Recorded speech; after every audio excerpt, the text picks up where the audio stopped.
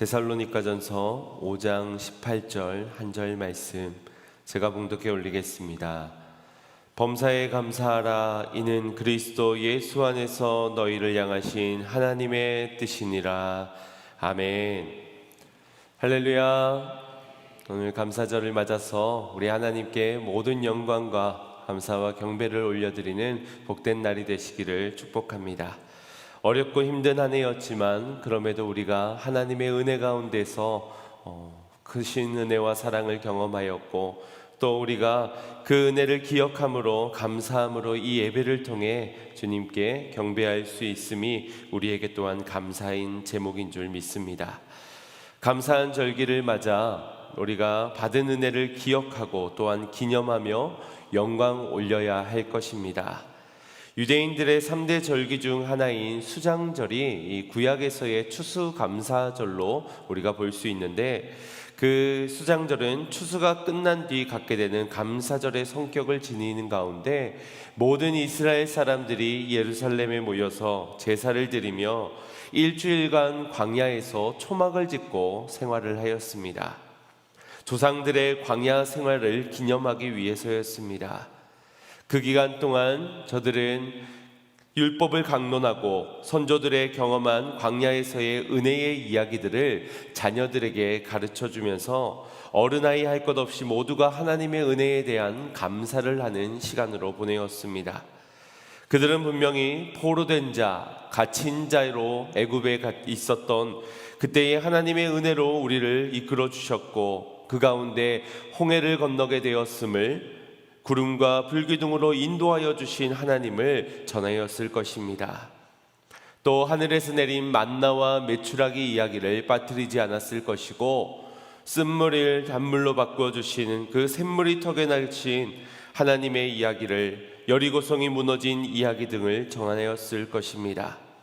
전하는 이도 가슴이 벅찬 나머지 눈물을 흘리며 전하였을 것이고, 이 아이들도 경이로운 얼굴로 이 모든 이야기들을 경청하였을 것입니다.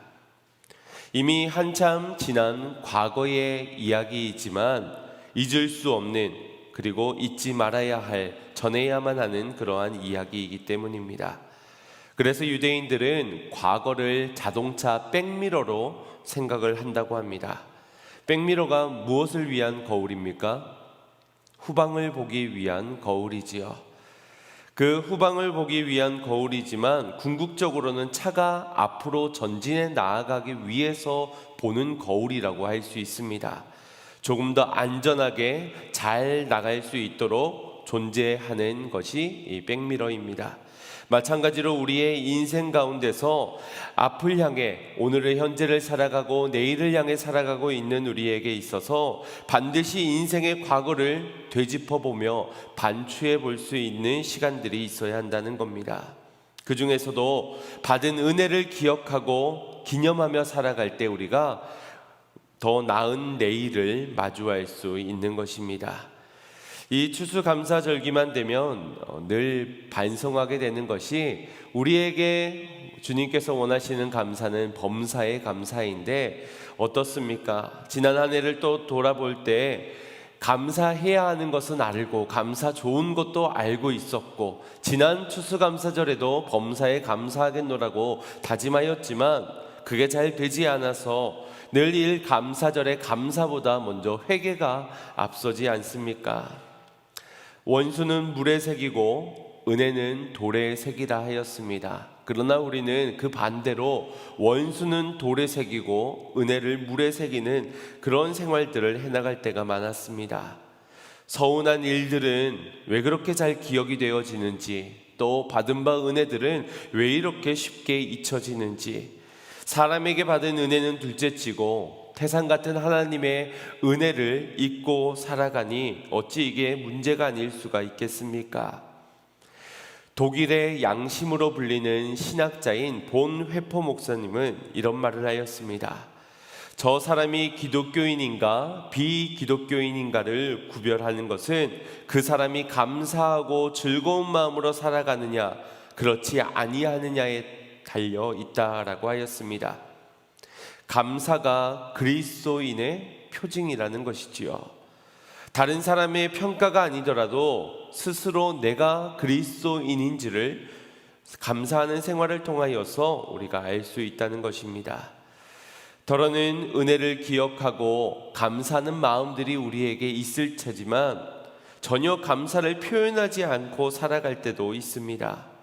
미국의 언론인이자 작가인 윌리엄 아서워드는 감사를 느끼기만 하고 표현하지 않으면 그것은 마치 선물을 포장한 채 주지 않고 있는 것이다 라고 말하기도 하였습니다.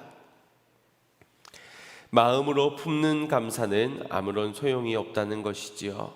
표현을 해야 된다는 겁니다. 이 감사라는 한자를 풀어보면 느낄 감자와 살해할 사자가 합쳐진 단어입니다. 그래서 느껴진 대로 누군가에게 살해를 하는 것이 감사이지요.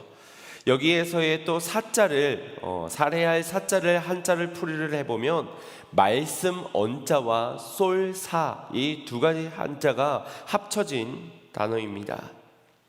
말을 화살처럼 관역을 향해 쏴서 맞춘다라는 것입니다. 즉 감사를 관역을 향하여서 쏘라는 것이지요. 그래서 감사는 쏘는 사람보다 받는 사람이 중요합니다. 관역에 맞지 않는 화살이 무슨 의미가 있겠습니까? 감사 역시도 내가 쐈다고 끝나는 것이 아니라 그 감사를 받는 사람이 그 감사가 감사인 줄 알도록 받는 사람이 더욱더 중요하다는 것입니다. 주님은 우리에게 어떤 감사를 원하실까요? 여러분에게 어떤 감사를 원하시며 어떤 감사를 기대하고 계실까요? 아마도 억지로가 아니라 자원하는 감사를 우리에게 원하실 것입니다. 다른 말로 설명하자면 하나님께 받은 은혜만큼을 하나님께 다시 감사로 고백하기를 원하실 것입니다.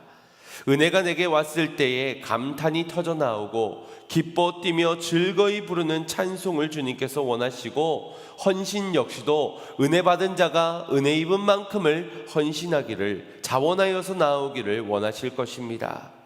그래서 내 소원하는 바가 내 목표로 정해둔 것이 이루어져야만 감사할 수 있다. 승진해야지만, 성공해야지만, 내 병이 고쳐져야지만, 가난이 해결되어야지만 감사할 수 있다. 그렇지 않습니다. 주셔도 감사, 주시지 않아도 감사, 있어도 감사, 없어도 감사.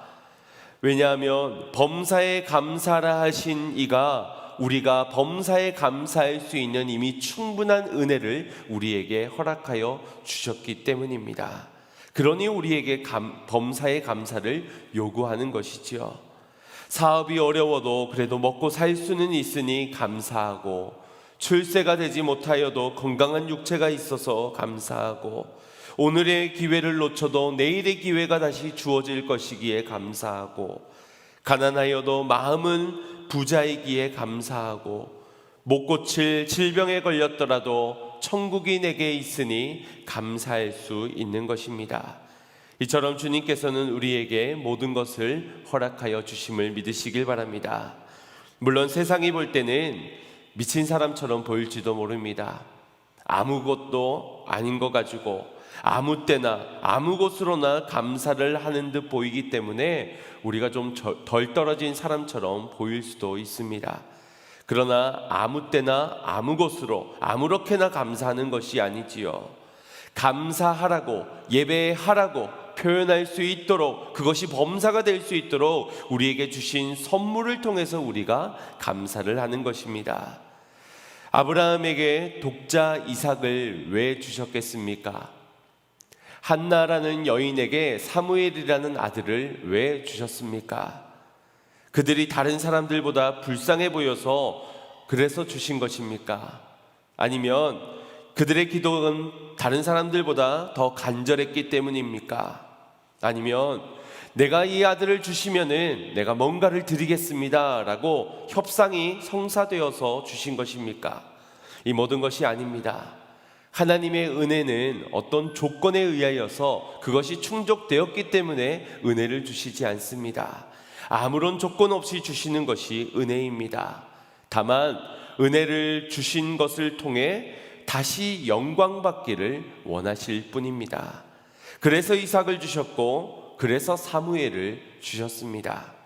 이걸 알지 못하면 이삭을 낳고 사무엘을 낳고 나서 그래 내가 이제 소원하는 바를 이루었다, 하나님 감사합니다, 그 한 번의 감사로 끄시고 입을 쓱 닫고 다시 하나님께서 그 아들을 달라고 말씀하실 때에 아니 줬으면 그만이지 왜 달라고 하십니까? 라고 못 줍니다라고 거절을 하는 것입니다. 만약 하나님께서 이삭을 바치라는 말을 아브라함에게 하시지 않았는데 아브라함이 너무 행복해서 기쁜 나머지 하나님이 이 이삭을 왠지 바치면 좋아하실 것 같아서 바쳤다면 어떨까요?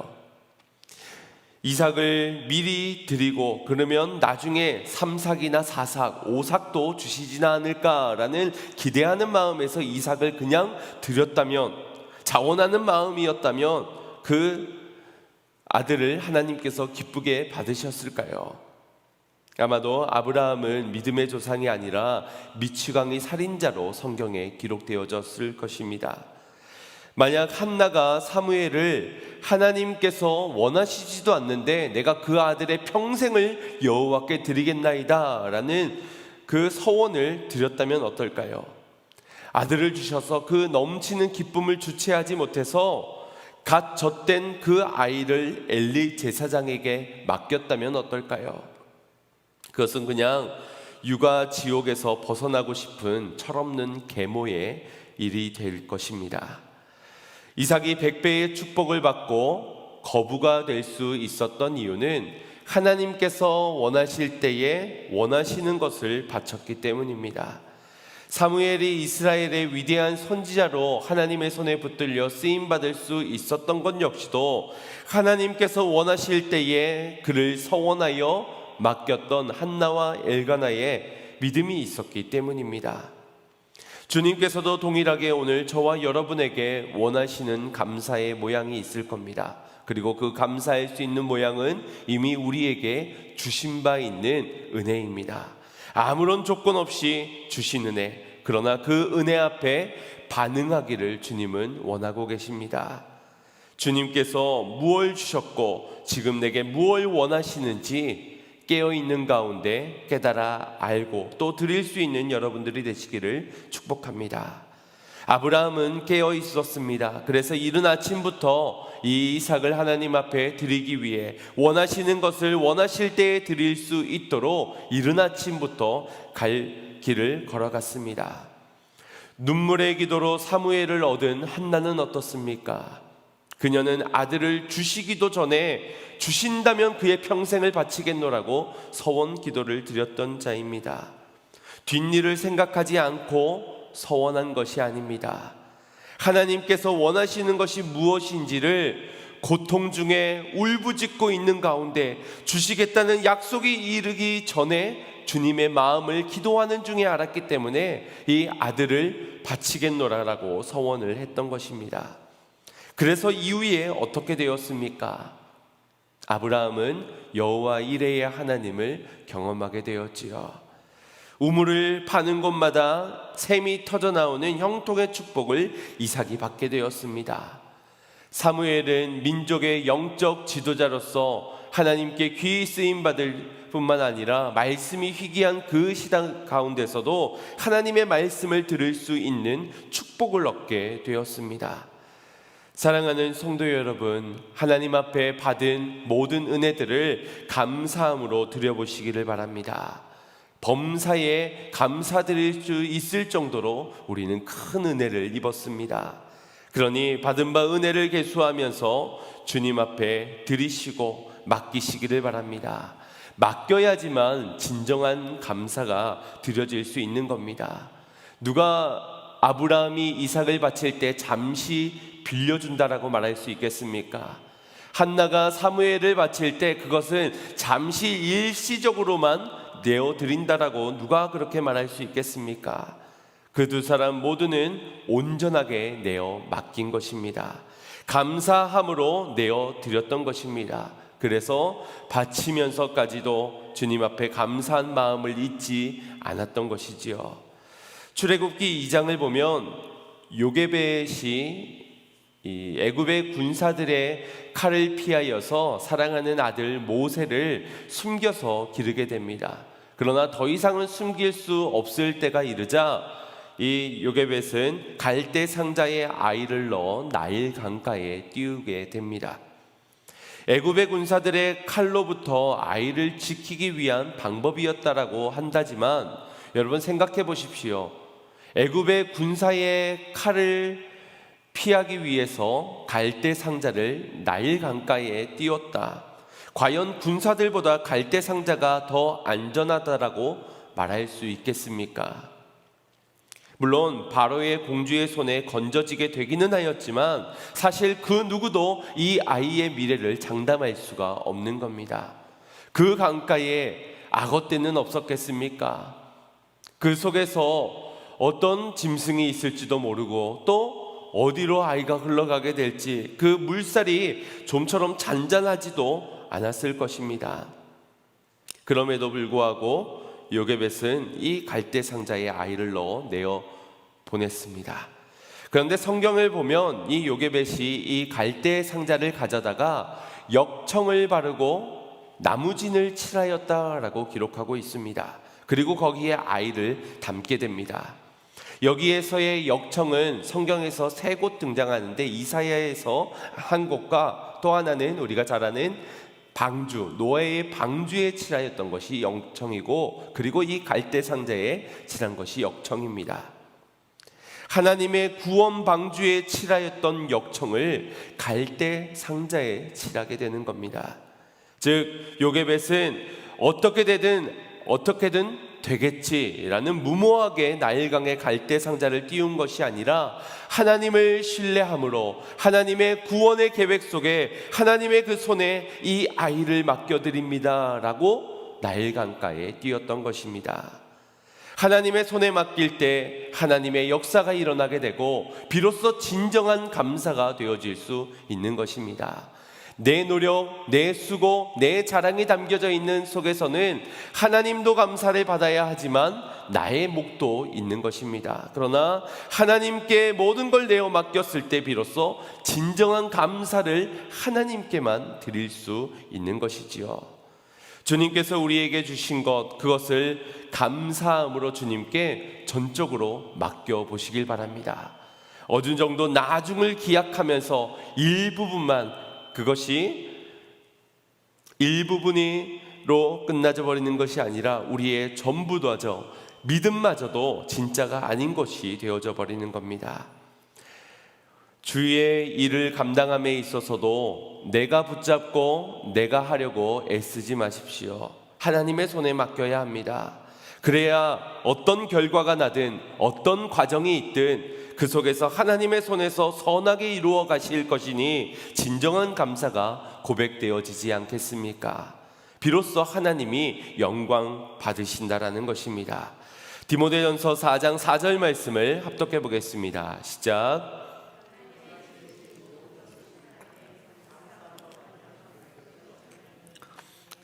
다시 한 번 더 읽겠습니다. 시작. 하나님의 지으신 모든 것이 선함에 감사함으로 받으면 버릴 것이 없나니. 아멘.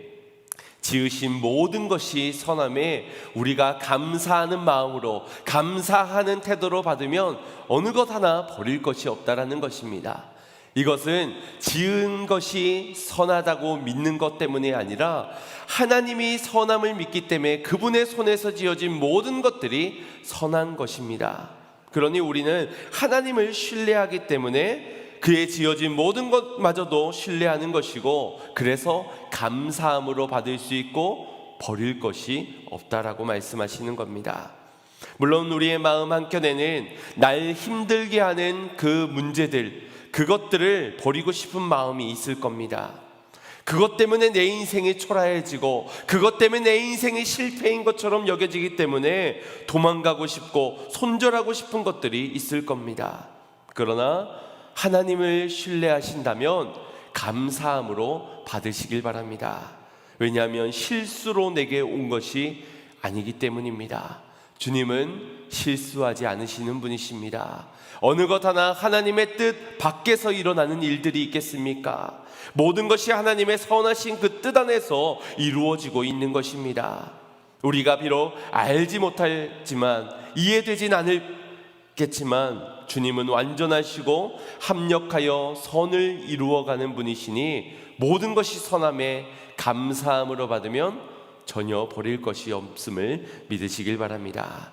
어느 목사님께서 집에 도둑을 맞으셨다고 합니다. 값 나가는 물건들을 다 가져가고 나니 얼마나 그 마음에 허망하고 낙심된 마음이 있겠습니까? 하나님의 일을 감당했는데 나의 집은 정작 지켜주지 않는 하나님이 야속하게 느껴지지 않겠습니까? 그런데 그분께서는 이런 감사를 고백하셨습니다. 첫 번째 감사한 제목은 하나님, 이전에는 도둑을 맞지 않게 해주셔서 감사합니다라는 고백을 하였다고 합니다. 지금은 비록 도적을 맞았지만 어저께 맞을 수도 있는데, 아니 1년 전에도 도적대가 왔을 수도 있고 몇 번의 도적대가 나에게 엄습했을 수도 있는데 이제서야 도둑을 맞았으니 이 한 번뿐이니 감사합니다라고 고백을 했던 겁니다. 그리고 두 번째 감사의 고백으로는 도둑이 물건을 가져가되 그래도 우리 가족의 생명을 빼앗아 가진 않게 하심을 감사합니다 라고 고백하였습니다. 그 물건들은 언제든지 다시 살 수 있고 구할 수 있는 일이지만 생명은, 건강은 그렇지 못한 것인데 도둑이 우리의 건강이나 목숨은 해하지 않게 하시니 감사합니다라고 고백을 했던 겁니다. 그리고 세 번째의 고백은 그래도 값진 물건을 다 가져갔어도 아직 집에 남아있는 물건이 있으니 감사합니다라는 고백을 드렸습니다. 물론 가치적으로 세속적인 가치로 보자면 비교할 수가 있겠습니까?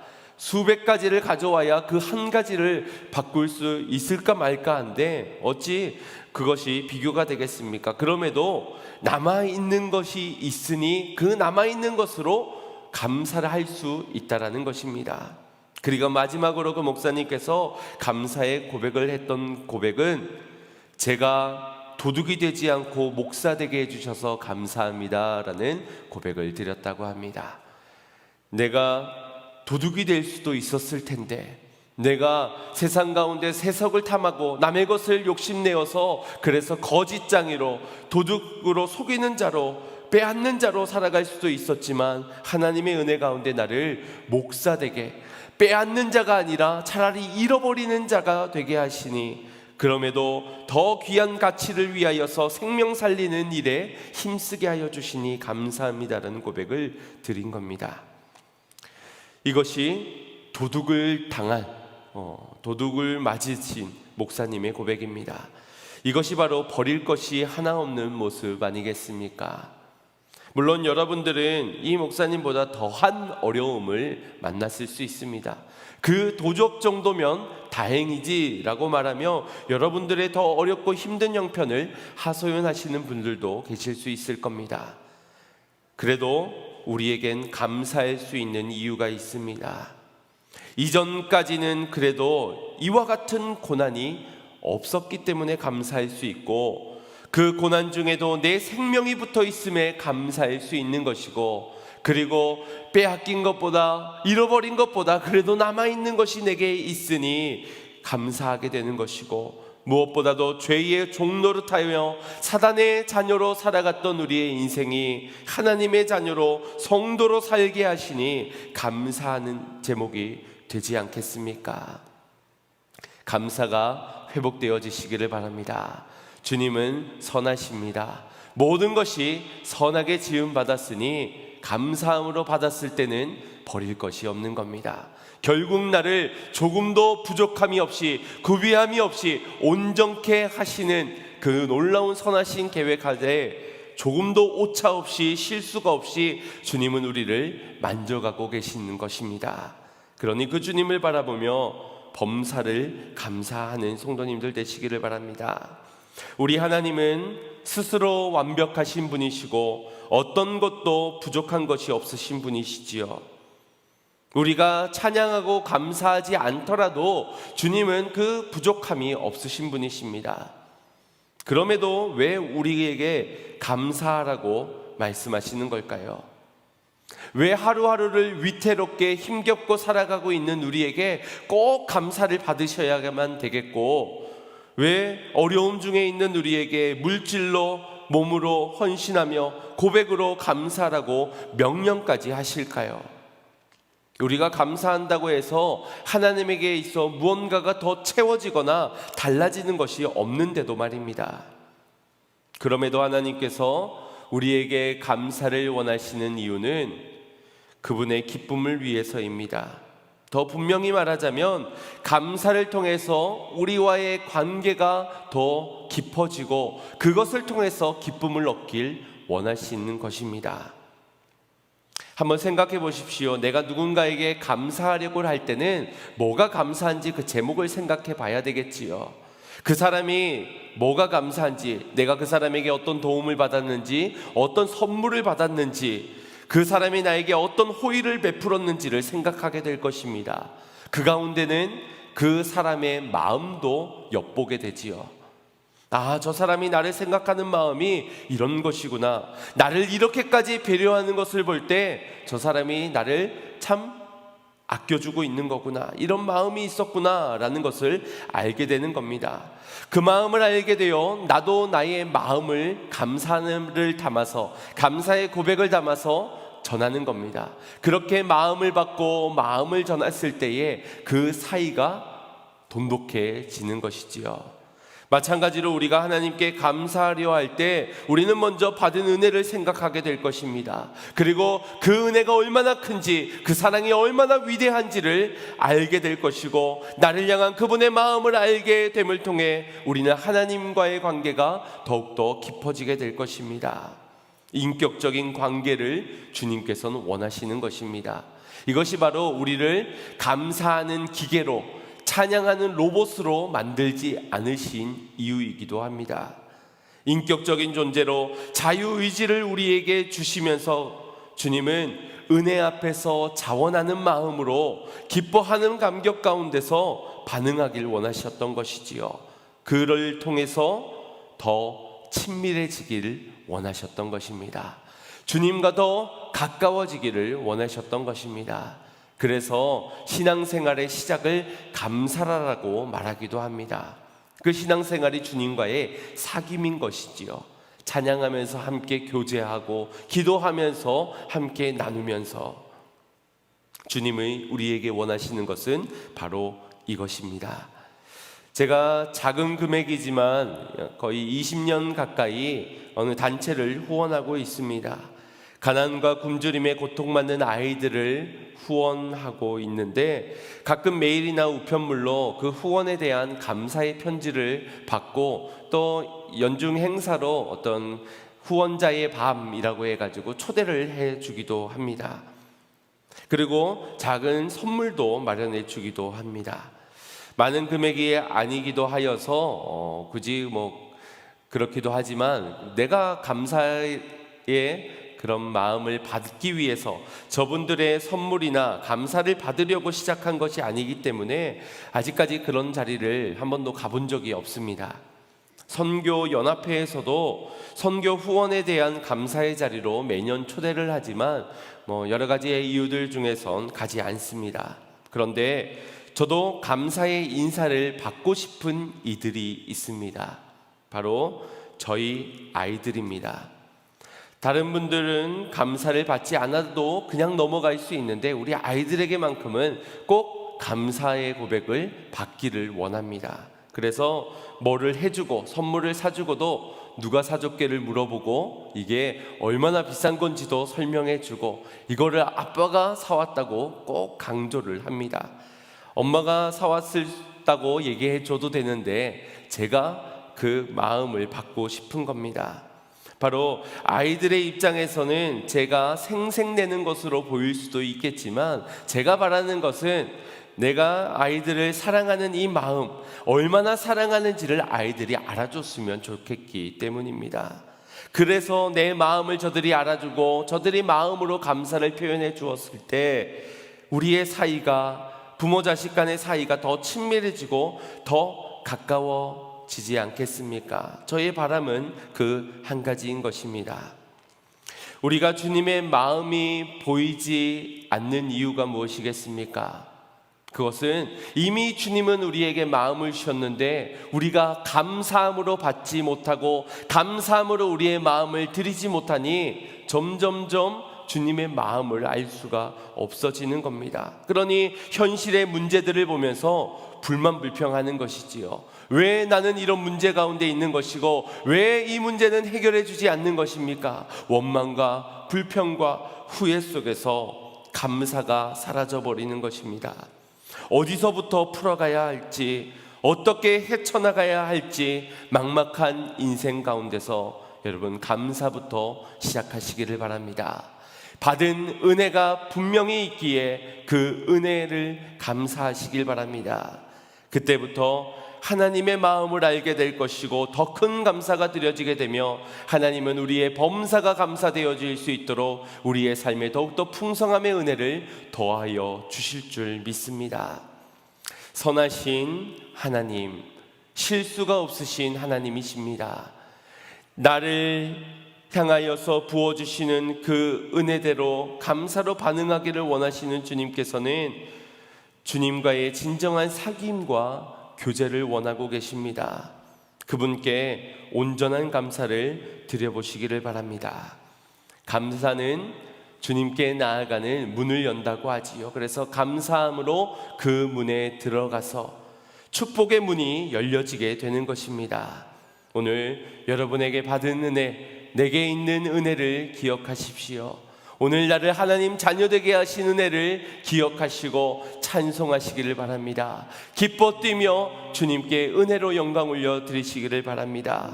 또한 일부분이 아니라 나중 것을 기약하는 것이 아니라 전부를 맡기십시오. 전부를 내어드리십시오. 그럴 때 비로소 하나님의 역사를 경험하게 되고 하나님의 더 풍성함의 은혜를 경험하게 될 줄 믿습니다. 우리 그 주님께 날마다 범사가 감사되어지는 우리 모든 성도님들이 되시기를 주님의 이름으로 축원드립니다. 우리 말씀을 생각하시면서 이 찬양의 고백을 한번 드렸으면 좋겠습니다. 많은 고난이 있었지만 힘든 여정 속에 여전히 내가 그 문제 가운데 살아가고 있지만 실수가 없으신 그 하나님의 선하심을 믿으면서 감사하겠노라고, 그분을 믿음으로 감사하며 살아가겠노라고 결단할 수 있기를 원합니다.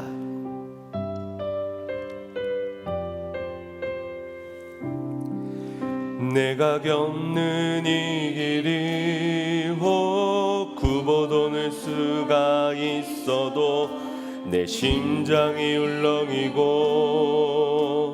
가슴 아파도 내 마음 속으로 여전히 기뻐하는 까닭은 하나님을 수하지 않으시니세. 내가 세운 계획이 빗나갈지 모르고 나의 희망 덧없이 쓰러질 수 있지만 나 여전히 인도하시는 주님을 신뢰하는 까닭은 주께서 내가 가야 할 길을 잘 아심일세. 어두운 밤 어둠이 깊어 날이 다시는 밝지 않을 것 같아 보여도 내 신앙 부여잡고 주님께 모든 것 맡기리니 하나님을 내가 믿음일세. 지금은 내가 볼 수 없는 건 너무 많아서 너무 멀리 가물가물 어른거려도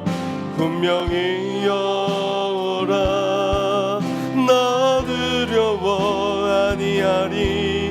만사를 주님께 내어 맡기리. 차츰차츰 한계는 거치고 하나님 지으신 빛이 또렷이 보이리라. 가는 길이 온통 어둡게만 보여도 하나님은 실수하지 않으신다네. 어두운 밤 어둠이 깊으니 어두운 밤 어둠이 깊어 날이 갈지는 밝지 않을 것 같아 보여도 내 신앙 부여잡고 주님께 모든 것 맡기리니 하나님을 내가 믿음일세. 지금은 내가 볼 수 없는 건 너무 많아서 너무 멀리 가물가물 어른거려도 분명히 여라 너 두려워 아니하리. 만사를 주님께 내어 맡기리. 차츰차츰 한계는 거치고 하나님 지으신 빛이 또렷이 보이리라. 가는 길이 온통 어둡게만 보여도 하나님은 실수하지 않으신다네. 차츰차츰 한계는 거치고 하나님 지으신 빛이 또렷이 보이리라. 가는 길이 온통 어둡게만 보여도 하나님은 실수하지 않으신다네. 우리의 인생에 부어주신 하나님의 은혜를 생각해 봅시다. 우리의 과거를 뒤를 돌아보는 것은 그 과거를 통하여서 받은 은혜를 계수할 때에 오늘의 내가 현재를 살아갈 때에 감사할 수 있는 것이 되고, 또한 내일에 우리의 인생을 잘 걸어갈 수 있는 지표가 되기 때문입니다. 오늘 우리에게 부어주신 크신 은혜, 그 은혜는 우리가 세상의 어떤 것과는 비교할 수 없는 범사가 감사되어질 수 있을 만큼의 크나큰 은혜입니다. 우리가 바라보지 못하고 기억하지 못하고 기념하지 못하고 더 주어진 것보다 더 받을 것을 원하고 있기 때문에 결국 우리의 욕심이 우리의 감사를 마르게 하였다고 볼 수 있는 것입니다. 이 시간 다시 한 번 더 하나님의 받은 바 은혜를 기억하는 가운데 주님께서 선하시기에 그분의 지은 것 모든 것들이 선하며 우리가 감사함으로 받을 때에 조금도 버릴 것이 없음을 믿으며 전적으로 맡길 때에 또한 주님께서 부어주시는 여호와 이레의 하나님 범사가 감사되어질 수 있도록 풍족히 더하시는 그 은혜를 더하실 주님을 믿기에 우리가 이 시간 모든 감사로 주님 앞에 영광 올려드릴 수 있기를 원합니다. 우리 주여 한번 부르짖고 주님이 원하시는 감사의 고백을 나누입시다. 주여, 아버지 하나님 감사를 드립니다.